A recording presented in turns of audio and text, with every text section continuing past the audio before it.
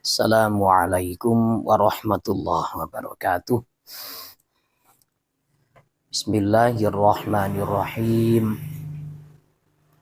Alhamdulillahirabbil alamin wassalatu wassalamu ala asyrafil anbiya wal mursalin sayyidina wa maulana Muhammadin wa ala alihi wa ashabihi wa tabi'ihim bi ihsan ila yaumiddin. Qala al-muallifu rahimahullahu ta'ala al-qawlu utawi iki qaul fi adabis suhbati ing dalam piro-piro tata kramane kekancan wal muasyarati lan serawungan ma'al khaliqi sertane zat ingkang nyiptakaken yaiku Gusti Allah. Azza moho menang sapa Allah wa jalla lan moho agung sapa Allah. Wa ma'al khalqi lan sertane ciptaane Gusti Allah. Judul pada pertemuan kali ini yang ditulis oleh Imam Abu Hamid Al-Ghazali adalah bincang-bincang masalah adab ya. Masalah adab, bagaimana kita ini bergaul dengan Allah dan bergaul dengan makhluk Allah. I'lam warwa sapa sira anna sahibaka ing sak temene kanca sira alladzi kang la yufariqu kang ora misai sapa alladzi ka ing sira fi hadorika ing dalem lunga sira ing dalem hadir sira, maksudnya gak lunga ya. Wa safarika lan lungan sira, wa naumika lan turu sira, wa yaqadhatika lan tangi sira, bal fi hayatika bahkan ing dalem urip sira wa mautika lan mati sira. Huwa iku utawi alladzi rabbuka iku pangeran sira wa sayyiduka lan bendoro sira wa maulaka lan tegese bendoro sira wa khaliquka lan zat ingkang nyiptakno sira. Ketahuilah bahwa kawan yang tidak akan pernah berpisah dengan kita, baik ketika kita tidak kemana-mana, atau ketika kita bepergian, waktu tidur, waktu tidak tidur, bahkan dalam hidup dan mati, adalah Tuhan kita, yaitu Allah Azza wa Jalla Subhanahu wa Ta'ala. Kita itu punya kawan yang tidak pernah lepas pantauannya. Jadi kawan ini lebih dekat, ya, lebih dekat dari apapun. Tapi dekatnya itu bukan dekat secara hakiki, bukan dekat zatnya, bukan. Karena zat Allah itu kalau kita katakan dekat dengan kita seperti yang selalu bersama kita, nggak bisa. Karena Allah ini mustahil, tidak mungkin hulul, tidak mungkin Allah itu bertempat. Allah mempunyai sifat mukhalafatuhu lil hawadits, qiyamuhu binafsihnya. Tidak sama dengan makhluk. Dan tidak butuh apapun, termasuk hulul, ya, termasuk bertempat itu Allah nggak butuh. Jadi yang dimaksud dengan Allah itu selalu bersama kita, kita ini tidak pernah lepas dari pengawasan. Dari pengawasan Allah, dan juga tidak pernah kita itu lepas dari pengawasan para malaikat-malaikat Allah. Kenapa Allah itu kok masih mengutus malaikat untuk memantau kita, yaitu malaikat Raqib dengan Atid, ya. Ya ini tujuannya bukan karena Allah itu butuh malaikat untuk mencatat seluruh amal-amal manusia, bukan. Tapi untuk sebagai hujah atau sebagai bukti ketika di pengadilan hari kiamat. Semuanya Allah tahu yang kita kerjakan. Nah, tapi kan namanya pengadilan, pasti ada bukti, pasti ada saksi dengan bukti. Supaya kita itu ketika diadili, nah, legowo itu. Supaya kita itu nggak merasa terzolimi. Nah, supaya kita, andaikan kita itu beramal baik, banyak saksinya, kan seneng kita. Oh ternyata yang menyaksikan perbuatan baik saya itu banyak. Saya pernah berbuat baik di masjid ini, saya pernah berada di sini, kemudian beribadah. Nah itu kan seneng. Ketika ada orang zalim, ya, dia berbuat kezaliman, kalau langsung dihukum, gara-gara hakimnya tahu, wah kamu ini sudah melakukan kejahatan, kriminalitas, ya. Nah, yang berhak mendapatkan hukuman berat tanpa mendatangkan saksi dan bukti. Ya ini kan nantinya apa? Kurang legowo gitu loh ya. Kurang legowo orangnya ini kok tiba-tiba tahu sih. Nah, supaya apa? Sudah nggak bisa mengelak, ya, supaya nggak bisa mengelak lagi. Nanti itu didatangkan malaikat pencatatnya. Kemudian, lengkap ya. Saksi dalam pengadilan itu lengkap. Bukan hanya malaikat, tempat yang kita tinggali untuk berbuat taat dan tempat yang dibuat maksiat oleh manusia dan jin, semuanya nanti itu juga akan bersaksi. Bukan hanya tempatnya, semua anggota badan yang dibuat maksiat itu akan mengaku, ya, yauma tasyhadu alaihim alsinatuhum wa aydihim wa arjuluhum bima kanu ya'malun, ya. Yaitu ketika semua anggota badannya itu mengaku, ya, termasuk lidahnya. Jadi lidah itu nanti akan di luar kendali manusia. Nah, ketika manusia ini tidak menggerakkan lidahnya untuk berbicara, ayo kamu melakukan maksiat ini ya, maksiat mulut ya. Nah, dia diam, nggak mau mengaku. Nanti lidahnya yang bicara. Iya, saya biasa riba, saya biasa ini, biasa itu. Katanya orang kata orang kafir, lima syahidum alaina.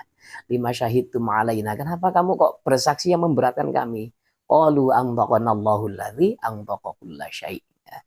Nah, maka seluruh anggota badan yang mengaku itu langsung kami disuruh berbicara oleh Allah. Ya kami bicara. Nah itu. Dan juga ada catatan, selain ada catatan, insya Allah besok itu ada rekamannya. Ada rekaman videonya kayaknya itu ya. Jadi sudah nggak bisa kalau sudah bersalah ya sudah pasrah. Nggak bisa mengelak sama sekali. Nauzubillah ya. Wa mahma dzakarta lan ing dalem kapanae eling sapa sirahu ing Allah fahuwa mongko utawi Gusti Allah jali suka iku koyok wong koyok zat ingkang ngawori lungguh sira idz qala krana ngendika sapa Allah taala ana utawi ingsun jali suman iku kanca lunggune wong zakara ingkang eling sapa man ni ing ingsun. Ketika kita ingat kepada Allah, maka Allah itu seperti teman duduk kita. Allah juga akan mengingat kita. Wa mahma kasara lan ing dalam kapanai pecah qalbuka opo ati sira hazanan krana susah ala taqsirika ing ngatasi sembrono sira fi haqqi dinika ing dalem hae agama sira. Fahuwa mongko utawi Allah sahibuka iku zat kang ngancani sira wa mulazimuka lan zat ingkang netepi sira. Idh qala krana ngendika Allahu sapa Allah taala ana utawi ingsun indal mungkasirati iku ing dalem sandinge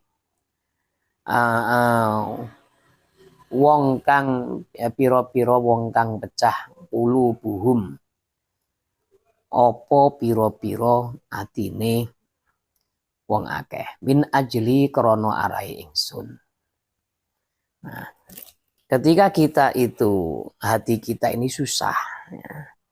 Hati pecah itu maksudnya hati kita itu susah, kita merasa menyesal, kita melas ya, memelas kepada Allah.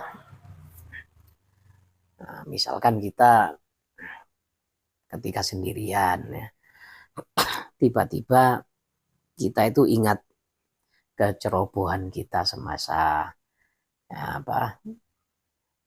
kecerobohan kita dalam keseharian. Saya ini sudah berumur kepala 4. Kenapa kok masih seperti anak muda? Kalau tenaganya nggak masalah, tapi kalau kenakalannya, ya, aduh, padahal sudah lebih dari 2/3 masa hidup ini. Kurang 1/3 lagi saya akan pindah alam. Kenapa kok masih begini? Merasa menyesal, merasa susah. Kemudian menangis. Ya Allah, kapan saya akan berubah? Ya Allah, tolong rubahlah sifat saya. Nah, ketika seperti itu, maka Allah ini akan segera menjawab. Allah akan segera bertindak. Nah, jadi ketika ada orang itu mendekat kepada Allah 1 jengkal, maka Allah akan mendekat kepadanya 1 hasta. Ketika ada orang mendekat kepada Allah berjalan, maka Allah akan mendekatinya seperti orang yang berlari. Jadi jawaban Allah itu cepat. Ya. Ketika kita berdoa sambil memelas kepada Allah, khusyuk betul, maka betul ya. Ijabah itu akan cepat. Ada pengalaman sedikit ya. Saya pernah berdoa kepada Allah, berdoa sambil menangis ya. Minta sesuatu. Ketika saya minta itu sambil menangis, terseduh-seduh kepada Allah, itu cepat ibadahnya. Daripada kita ketika berdoa itu seperti orang yang biasa-biasa saja ya. Ya Allah, berilah saya ini, itu. Tapi ekspresi dari jiwa kita itu kok kurang greget. Yaitu ijabahnya lama. Tapi kalau kita minta kepada Allah sambil menangis, ya Allah, tidak ada lagi harapan selain Engkau ya Allah. Saya minta ini dan itu sambil bercucuran air mata. Itu maka ijabahnya itu lebih cepat. Kalau kita minta kepada Allah, ya Allah, saya ini kok mata saya kok sering bermaksiat. Saya tidak bisa mengendalikan diri saya sendiri. Nafsu saya ini atau jiwa saya ini kok selalu condong kepada maksiat ya Allah. Kita berdoa sambil menangis kepada Allah. Kemudian sambil merasa memelas, hatinya itu harus memelas. Maka kun fayakun. Setelah kita berdoa itu langsung ijabah. Tiba-tiba mata kita itu enggan untuk berbuat maksiat, itu tiba-tiba enggan. Nah ini kalau kalau berdoa dengan seperti itu, dengan hati yang mungkasiroh ya, hati yang pecah, hati yang memelas kepada Allah itu, maka ijabahnya lebih cepat.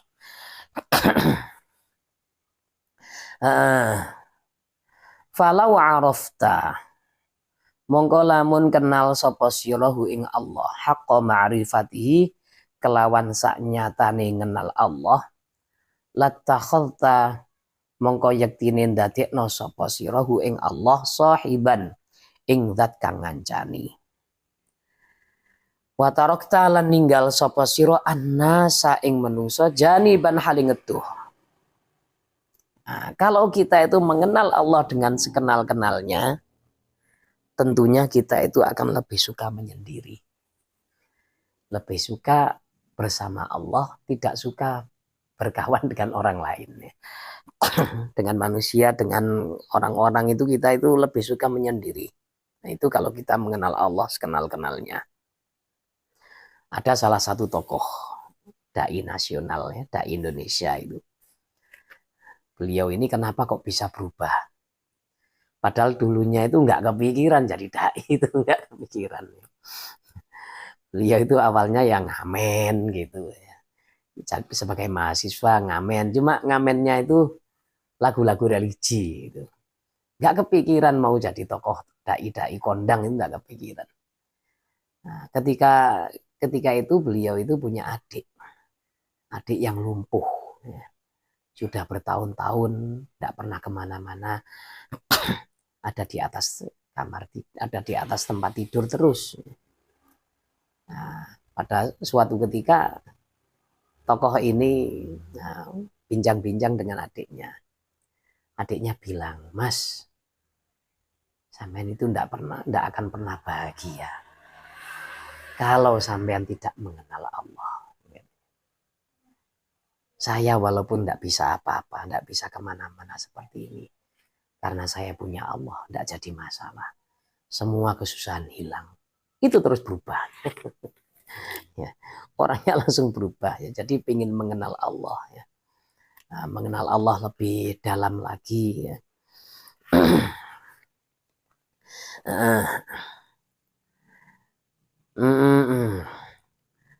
Fa'ilam taqdir. Mongko lamun ora kuwasa sapa sira ala dzalika ing ngatasi mengkono-mengkono ittakhadtahu sahiban fi jami'i awqatika ing dalem sakabehane pira-pira waktu sira fa iyyaka mongko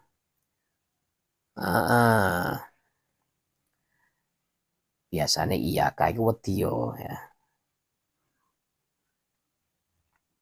Fa iyyaka mongko wedi sapa sira antu khalliya ing yen to ngosongno sapa sira lailaka ing dalem ing waktu bengi sira wa naharaka lan rino sira an waqtin anduh saking waktu takhlu ingkang persepen sapa sira fihi ing dalem waqtin limaulaka krono arai bendoro siro wa tataladzadu lan enak-enakan sapa sira ma'ahu sertane maulaka bimunajatika kalawan bebisik sira lahu maring maulaka. Kalau kita tidak mampu untuk menjadikan Allah sebagai kawan dalam waktu-waktu kita, maka awas ya, hati-hati, jangan sampai siang dan malam itu nggak ada satu waktu untuk kita itu bersama Allah. Ya, jadi nasihat Imam Ghazali ya, kita itu harus meluangkan waktu untuk bermunajat kepada Allah. Untuk kita itu selalu berdoa kepada Allah. Waktu itu kapan? Ya biasanya malam ya, tahajud. Ya. Rasulullah Shallallahu Alaihi Wasallam beliau itu ketika siang kan selalu sibuk ngurus umat, sibuk ngurus keluarga.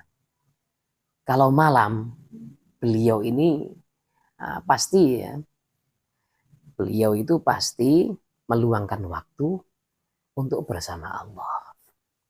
Bahkan ketika suatu malam beliau itu minta izin pas giliran Sayyidah Aisyah. Saya minta izin kemana Nabi? Saya ingin bermunajat kepada Allah. Ya terus diizinkan. Artinya nggak bersama Sayyidah Aisyah malam itu, minta izin.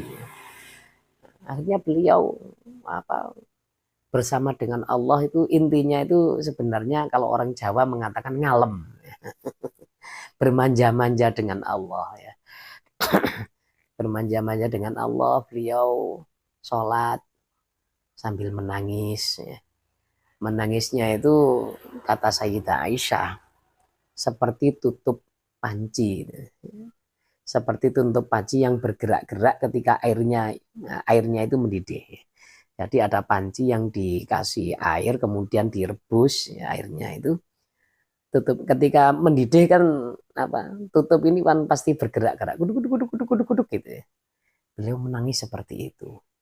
Bahkan ketika bermunajat kepada Allah, berlama-lama dengan Allah dalam sholat, beliau Masya Allah ya, kaki beliau sampai bengkak. Bahkan sampai pecah-pecah kaki beliau. Sayyidah Aisyah melihat suami tercinta seperti itu. Langsung ketika Nabi ini selesai ya, langsung matur ya. Ya Nabi, bukankah kau sudah diampuni seluruh dosamu dari awal sampai akhir? Artinya engkau sudah tidak akan pernah berdosa lagi. Sudah dijaga dari segala kemaksiatan. Kenapa engkau masih seperti ini? Ya. Kalau kita harusnya lebih dari Nabi ya. Karena kita ini banyak dosa dan banyak salahnya. Nabi yang nggak punya dosa kok seperti itu. Apa jawaban beliau? Ya. Alastu an akuna abdan syakuroh au kama qala Rasulullah ya. Kenapa saya tidak boleh menjadi seorang hamba yang bersyukur? Maksudnya apa? Beliau itu berterima kasih kepada Allah. Caranya seperti itu. Bersyukur itu kan terima kasih. Karena beliau dijaga dari segala kemaksiatan, beliau merasa bersyukur, berterima kasih kepada Allah dengan bermunajat selama-lamanya. Ya, bermunajat semalam ya seperti itu ya. Nah ini Masya Allah Rasulullah ya. Tapi kalau kita mau meniru secara utuh nggak kuat. Nggak kuat. Kenapa? Ya punya kekuatan sendiri. Pernah suatu ketika Sayyidina Abdullah ibnu Mas'ud ingin ikut tahajud Rasulullah. Saya mau ikut ya Rasulullah. Oh, silahkan ikut ya. Rakaat pertama habis waladhdallin. Nggak menduga Sayyidina Abdullah itu. Ternyata yang dibaca itu adalah alif lam mim. Dzalikal kitabu la raiba fi. Al-Baqarah. Aduh, berhenti sampai mana ini? Nah, dikira kan satu makro itu kan ulaika ala hudam mir rabbihim wa ulaika humul muflihun. Dikira hanya segitu. Kemudian ruku, enggak ya. Ayat demi ayat dibaca ya. Sayyidina Abdullah ini andaikan enggak takut suul adab kepada Nabi, langsung mufarokoh. Langsung sholatnya diteruskan sendiri. Enggak jadi makmum lagi ya. Tapi karena takut suul adab. Artinya suul adab ini seperti ini ya.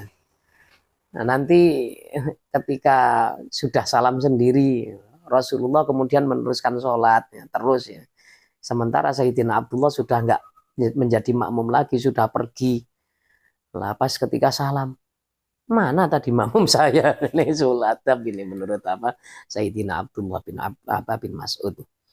Waduh, ya Allah, gimana ini ya?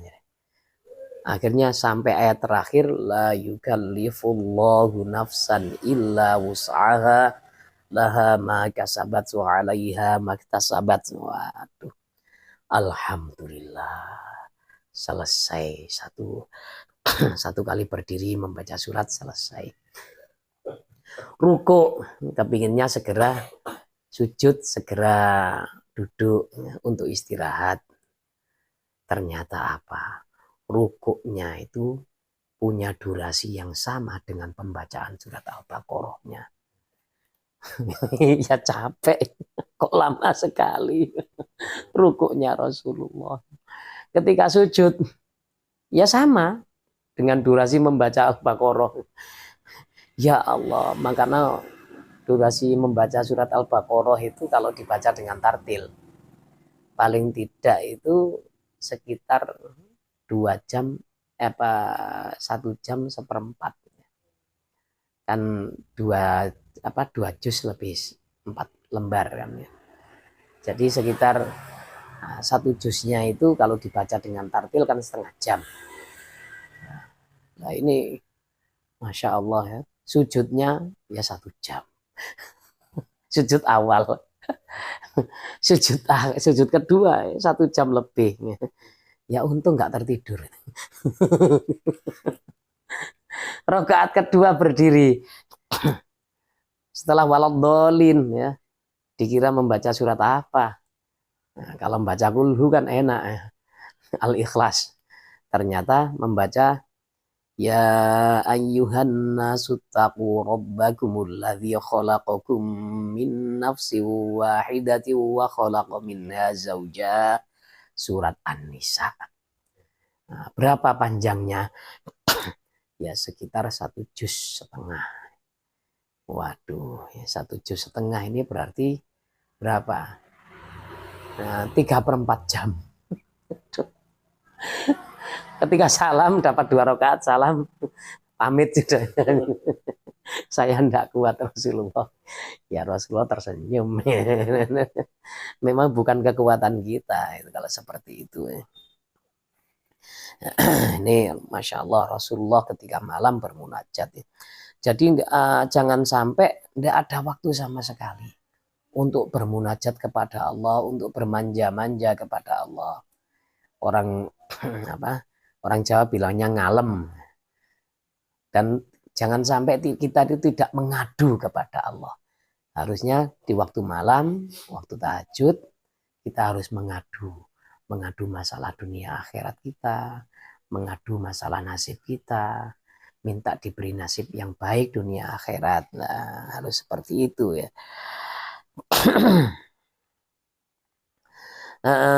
Wa inda dzalika, lan ing dalam sandinge mengkono-mengkono munajat, fa'alaika mongkono tepono sira anta ta'allama ing yen to belajar sapa sira adabas suhbati ing pira-pira tata kramane kekancan ma'allahi sertane Gusti Allah. Nah, ketika kita itu bermunajat maka harus ada adabnya. Munajat itu kan kita menghadap kepada Allah. Kita menghadap ke pemimpin, menghadap ke bupati, menghadap Pak Camat di kantor masing-masing, menghadap kiai, sowan. Ya kan ada tata keramanya, ada adabnya. Kalau Pondok Jawa Timur ini Masya Allah ya. Terutama Sidogiri, Situbondo. Wah, sangat menjunjung tinggi masalah adab. Pernah ada kawan kami itu masuk ke dalamnya Rafa Wahid. Rafa Wahid As'ad atau putranya Khalil Yai As'ad Syamsul Arifin Situbondo. Ya Allah maghfir lahu ya. Malam sudah meninggal beliau. Itu santri-santri kalau masuk, kawan kami ini heran ya. Oh, sebegitunya ya, takzimnya kepada guru santri-santri.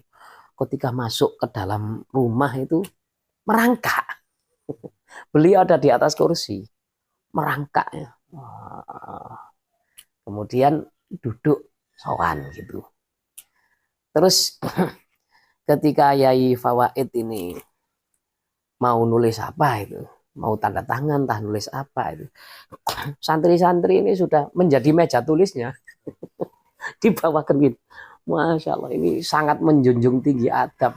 Masya Allah, luar biasa seperti ini. Sidogiri juga gitu, terkenal memang Sidogiri. Terkenal sangat menjaga etika kepada guru. Ya. Dan memang itu benar. Nah, ketika ada guru berjalan, semuanya harus diam. Jangan sampai berlalu lalang di depan guru. Ya. Bahkan ada Kiai Harismatik dari Lumajang, yaitu Yai Ismam Makmun.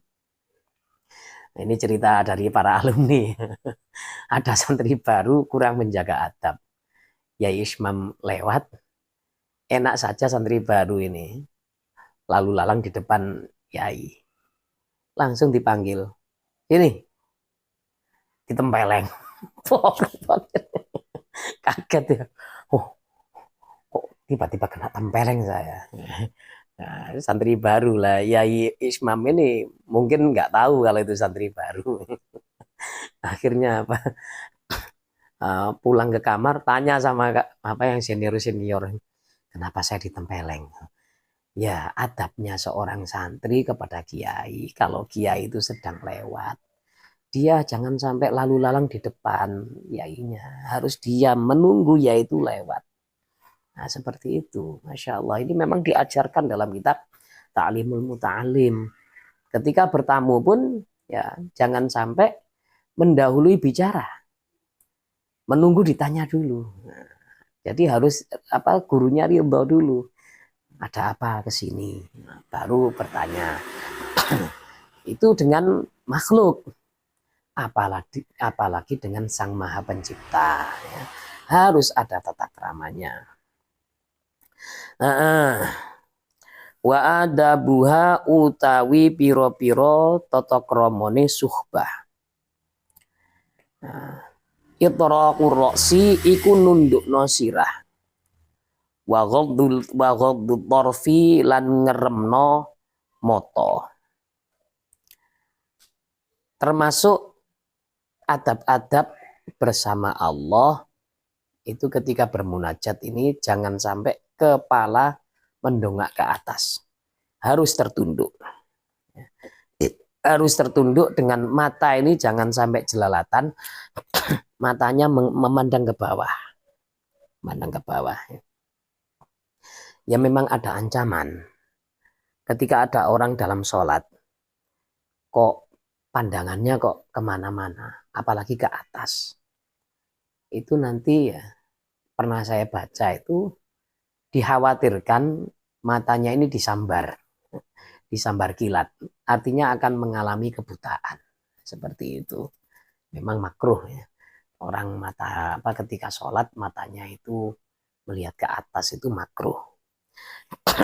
Ini termasuk adabnya. Oleh Syekh Nawawi Al-Bantani dihitung ya, ada 14 macam adabnya. Wa jam'ul hammi lan ngumpulno sejo. Kemudian dawamul hammi ngumpulno sejo ma'al itimadi 'ala Allah. Ya. Jadi kita itu tujuannya hanya kepada Allah. Ketika bermunajat hanya kepada Allah, nggak usah mikir hal-hal yang lain. Dan i'timadnya kita harus bersandar penuh kepada Allah. Dalam segala urusan dunia dan akhirat, kita harus bersandar kepada Allah. Walaupun kita punya usaha. Misalkan kita punya lahan pekerjaan untuk menjemput rezeki. Kita punya toko, kita punya sawah, kita punya lahan pekerjaan yang lain.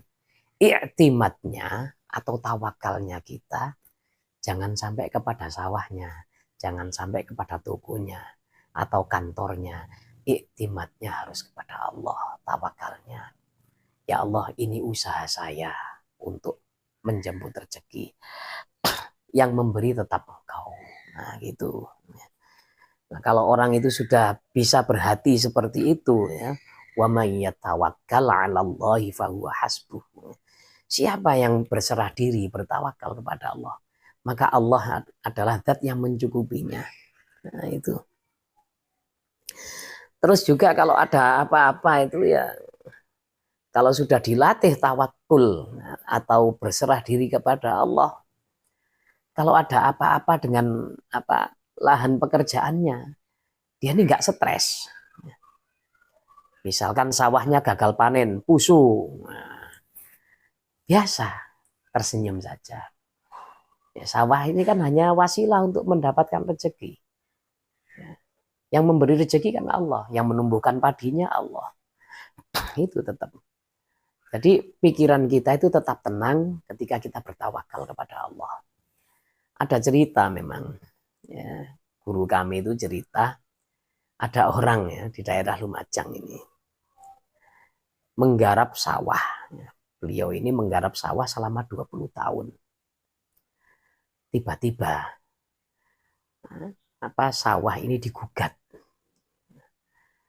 Digugat oleh orang. Ya mungkin itu sawah sengketa. Sawah sengketa yang diambil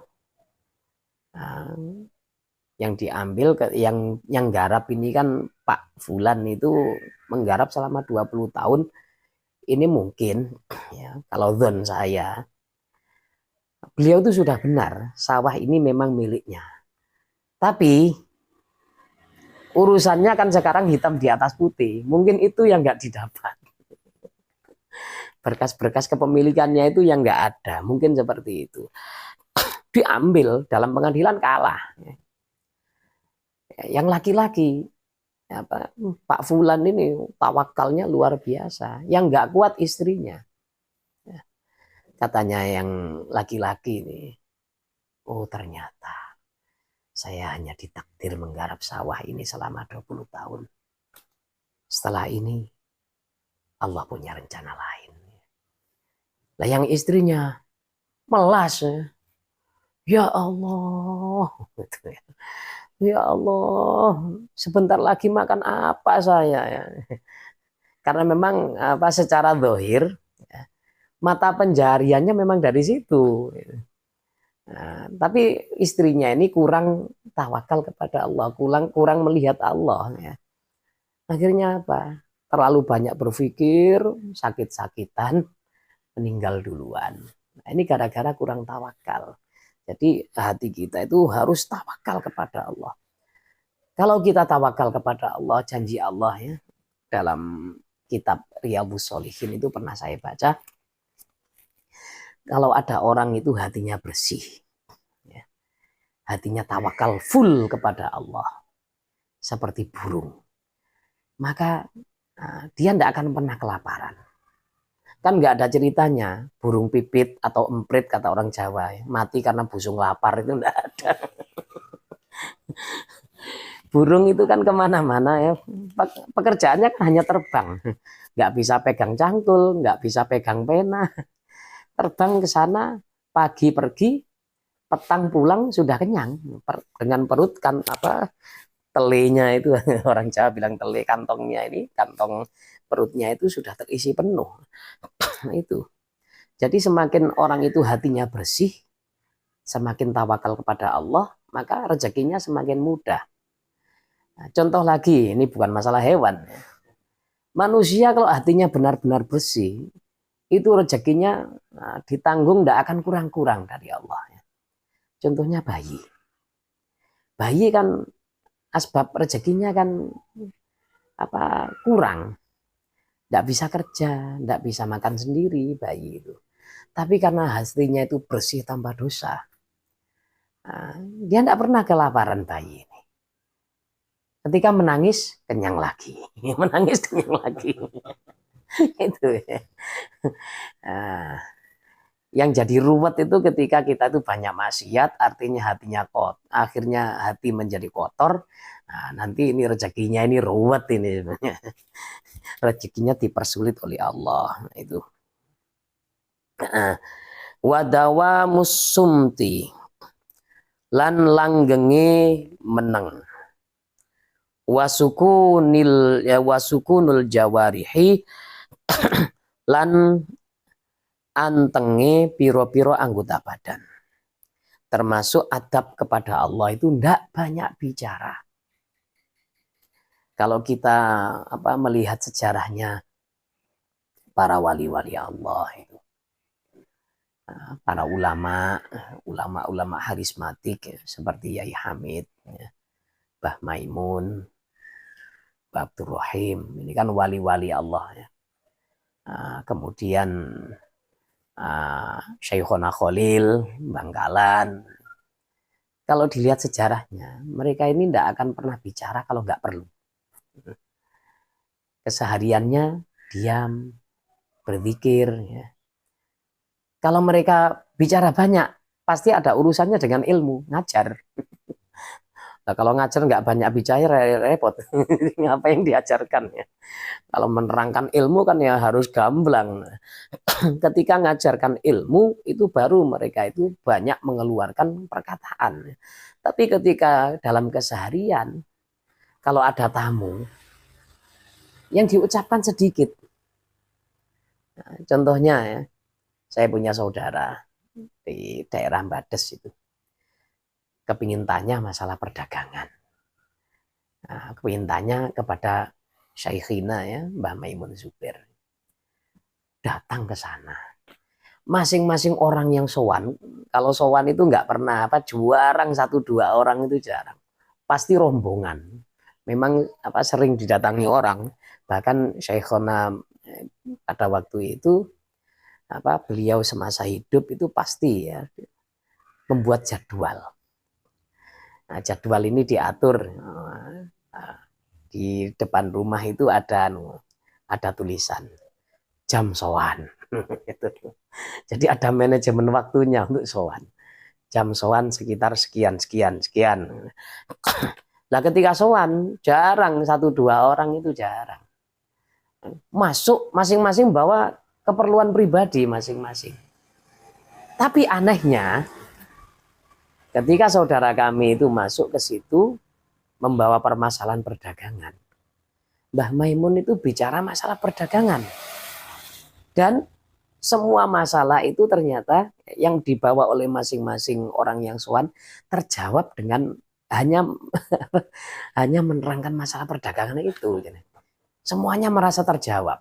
Yai Hamid juga begitu. Syekhona Khalil juga seperti itu. Ada 3 orang ini, ada cerita ini ya. 3 orang ini punya masalah yang berbeda, tapi jawabannya sama. Yang satu orang yang sakit perut, ya. Punya penyakit perut, pokoknya sudah sakit betul itu. Nah, kemana-mana nggak sembuh-sembuh. Akhirnya sowan ke Syekhona Khalil. Yang 2 ini polisi. Polisi punya permasalahan kejar maling sapi. Maling sapi yang nggak kena itu dikejar. Yang ketiga ini adalah orang yang nggak punya duit. Pada waktu sowan nggak banyak bicara Syekhona Khalil. Beun urus-urus disuruh mencret. Nah, jadi kan ada kalau orang sakit itu kan ya, supaya perutnya itu sembuh disuruh minum garam Inggris katanya itu. Garam Inggris dilarutkan dalam air kemudian diminum, nanti perutnya sakit mencret. Lah secara zahir ini kan jawaban hanya untuk orang yang sakit perut. Tapi setelah itu nggak bicara lagi Syekhona Khalil. Memang sedikit bicaranya. Akhirnya 3 orang ini keluar. Mosok jawaban untuk bagaimana supaya maling sapi ini tertangkap kok pakai jawaban mencret, urus-urus. Usahalah biar mencret. Masa jawabannya itu. Yang tak di PC, yang tak punya uang, jawabannya juga itu. Nggak jawab lain-lain ya. Nah, kalau yang tadi sakit perut memang masuk akal ya. Tapi karena memang wali yang berbicara ya, cocoknya. Orang yang sakit perut minum garam Inggris, mencret sembuh. Nah, Pak polisi nih, bismillah wis mantep. apa debuna Syekhona Khalil. Saya ingin apa? Saya percaya dengan dawuhnya Syekhona Khalil. Minum garam Inggris, patroli mencret. Lah yang lucu itu ketika patroli mencret, bingung cari sungai. Akhirnya turun ke sungai, ternyata apa? Maling sapinya ada di situ sedang mandikan sapi. Akhirnya masalahnya selesai. Oh, Syekhona Khalil nggak salah ini. Terus yang ketiga, orang yang nggak punya duit, ketika jalan-jalan ya habis minum garam Inggris itu sakit perut.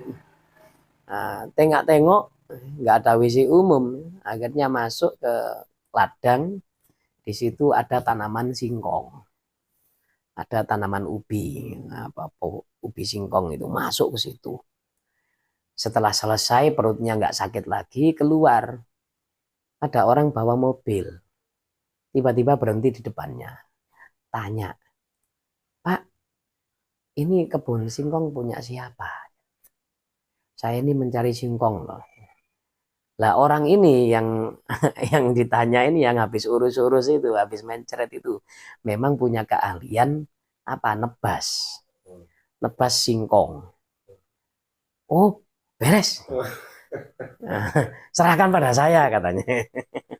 Akhirnya dia cari pinjaman apa? Ladang singkong itu ditaksir. Ini kalau melihat dari anunya ini pohonnya singkong ini insya Allah dapat sekian kintal. Nah, langsung pembelinya dihubungi, ini saya tebas semuanya. Nah terus orang yang bawa mobil itu dihubungi juga, sudah ini saya jual kepada sampean, dapat untung. Nah ini 3 masalah selesai dengan 1 jawaban. Nah kalau jadi wali Allah seperti itu memang. Kemudian wa mubadaratul amri, lan cepet-cepet nuruti perintah Gusti Allah. Wajtina bun nahyi, lan ngedoi larangan Gusti Allah. Ya. Kemudian termasuk adab suhbah, ya, adab berkawan dengan Allah. Itu ketika ada perintah Allah harus segera dikerjakan. Ya. Contohnya, semua orang kan pasti punya kesibukan. Kesibukan pribadi, kesibukan ngurus keluarga, kesibukan ngurus perusahaan, atau kesibukan kerja. Masing-masing pasti punya. Tapi ketika sudah waktunya menjalankan perintah Allah, harus didahulukan. Semuanya harus ditinggalkan. Nah itu ada orang kerja di sawah, sedang mencangkul. Ketika mendengar seruan azan, Allahu Akbar, Allahu Akbar. Allah yang maha besar. Cangkul saya, sawah saya, semuanya kecil. Ya. Allah lah yang maha besar. Datang kepada Allah, wudu, kemudian sholat berjamaah. Nah, inilah mubadarah, ya. Disegerakan untuk menuruti perintah Allah. Ya. Dan larangan Allah itu harus dijauhi. Ya. Kalau kita ingin baik dengan Allah, ketika Allah melarang apapun, ya harus dijauhi. Seperti, nah, contohnya seperti ini. Ya. Ada orang ngaku cinta pada gebetan. Dia punya doi. Ya. Misalkan sudah menjadi calon istri. Ya. Calon istrinya WA. Ya. Contohnya ya jangan sampai maksiat, ya. Jangan sampai pacaran. Pacaran di dunia maya. Mas, kalau sampean pingin hidup bahagia denganku, ingin selamanya dunia dan akhirat, jangan merokok. Karena saya tidak tahan dengan bau tembakau. Calon istrinya bilang begitu. Nah, kalau memang benar-benar cinta, waduh, luput. Istri saya tidak suka saya merokok. mati-matian ya, dibela-belain meninggalkan rokok. Walaupun setiap hari dia itu selalu berkawan dengan namanya Jisyamsu atau gedung gurem, gudang garam, nah, maka harus ditinggalkan mati-matian demi mendapatkan cinta dari pujaan hatinya. Nah, ketika kita ingin selalu suhbah dengan Allah, suhbah dengan Allah itu keuntungannya apa? Kalau kita berada dekat dengan Allah, selalu berkawan dengan Allah, segala kebutuhan kita akan terpenuhi semuanya. Allah ini akan menjadi bos, bos kita, dan selalu memantau kita. Oh ini orangnya, uangnya mau habis, berasnya tinggal 1 cepuk, LPG-nya sudah ringan, langsung disiapkan rezekinya. Ketika butuh pertolongan, misalkan punya masalah, maka pertolongan Allah akan cepat datang. Karena apa? Allah dekat. Allah sebagai bos, Allah sebagai as-somad, tempat mengadu. Ya. Nah itu keuntungannya gitu dengan Allah. Maka supaya selalu dekat dengan Allah, Allah tidak menjauhi kita, jangan sampai bermaksiat kepada Allah. Wa qillatul i'tiradi, lan titike nentang. Maksudnya titike nentang itu apa? Tidak menentang sebenarnya. Kalau ditafsiri oleh disyarahi oleh Syekh Nawawi itu adamul i'tirad. Tidak menentang alal qadari ing atase takdir. Jangan sampai menentang takdir Allah. Di takdir apapun harus menerima, harus ridho. Ya. Jangan sampai naudzubillah ya, menyalahkan Allah. Ada orang ya, ditakdir hidupnya suatu saat itu hidupnya enak ya. Ya semua orang pasti suka ya. Kaya raya, uang banyak ya, harta berlimpah ya pasti semuanya suka. Terus ketika semuanya itu diambil oleh Allah, nah, kemudian nasibnya berbalik 180 derajat misalkan ya. Maka dia harus ridho ya. Harus ridho, ya wis gimana lagi, memang nggak ikut punya.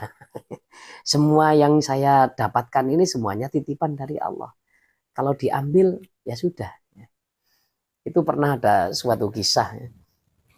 Ada seorang sahabiyah atau istri sahabat bernama Sayyidah Ummu Sulaim. Ummu Sulaim ini perempuan yang luar biasa ridhonya kepada Allah.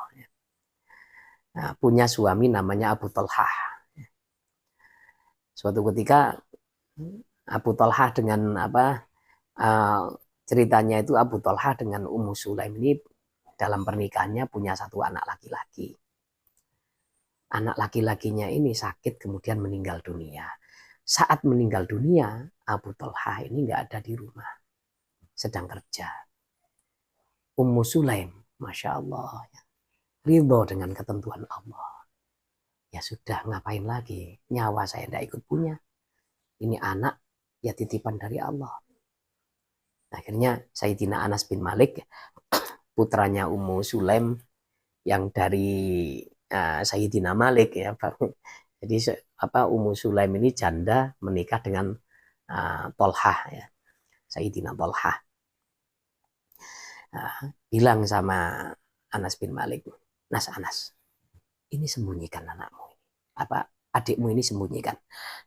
Jangan sampai Abu Tolhah ketika pulang itu tahu. Ya. Lalu kamu beli daging yang banyak. Terus kita masak yang mewah. Nah, setelah itu bayinya ini anaknya yang kecil ini disembunyikan, ya, dimandikan, disembunyikan. Abu Talhah nggak tahu. Datang Abu Talhah. Ketika datang disambut dengan masakan yang serba menggairahkan. Daging-daging. Kalau di Jawa ini ya sate gulai, rawon kayak gitu. Terus Sayyidah Ummu Sulaim ini bersolek secantik-cantiknya. Nah, ketika Abu Talha datang, diajak makan bersama, melihat istrinya. Oh, tumben. Cantik sekali kau hari ini. Bergairah. Ya. Akhirnya apa? Nah, terjadilah Smackdown. WWF. Pertandingan dalam di atas ranjang. Nah, pada waktu itu, waduh, seluruh jurus dikeluarkan oleh Sayyidah Ummu Sulaim. Bagaimana Abu Talha ini kualan. Sampai lemes Abu Talha. Ketika lemes, ngomong ini Sayyidah Ummu Sulaim. Ya Abu Talha. Ya. Wahai Abu Talha. Ya. Bagaimana pendapatmu ketika ada orang yang dititipi sesuatu? Dia ini senang dititipi dengan barang itu. Lalu yang menitipi ini datang, lalu diambil titipannya. Bolehkah dia marah? Bolehkah dia nggak terima? Abu Talha dengan lemes menjawab, ya nggak boleh, namanya nggak ikut punya. Oh, ya sudah. Sekarang titipan Allah yang kita bawa diambil oleh Allah. Kaget Abu Talha ya. Apa itu? Anakmu meninggal dunia. Mau marah sudah nggak kuat. Kehabisan tenaga. Kehabisan tenaga gara-gara apa? Gara-gara Smackdown tadi itu. Akhirnya ya hanya cemberut. Kok pinter lo ya. Lah kalau orang ditinggal mati itu kadang-kadang memang lepas kontrol. Suatu ketika itu saya pernah menyaksikan sendiri ya, ada orang ditinggal mati oleh kakaknya. Pada waktu itu nggak tahu kakaknya wafat itu. Saya panggil, Pak, jenengan disuruh ke rumah itu ya. Langsung ke situ. Nah, pas waktu itu melihat keponakannya menangis semuanya, ditanya kenapa? Bapak sudah nggak ada. Langsung jatuh, ngeblak itu orang Jawa bilang ngeblak. Kemudian nggak terkontrol. Kakakku wis gak ono umur. Ya Allah. Tangannya langsung mengepal, meninju lemari. Juduk. Nah ini akhirnya tetangga-tetangga yang laki-laki itu sudah. Keponakanmu ini sudah susah, jangan kau tambahi. Kamu harus senang. Nah, kadang-kadang kan seperti itu. Lah ketika Abu Talha ini sudah dihabiskan tenaganya, nggak mampu. Aduh, kamu ini kok pinter ya, mengambil tenaga saya sambil cemberut ya. Kemudian habis mandi cemberut lari ke Rasulullah mau mengadu ya. Rasulullah tahu. Nah ini kayaknya habis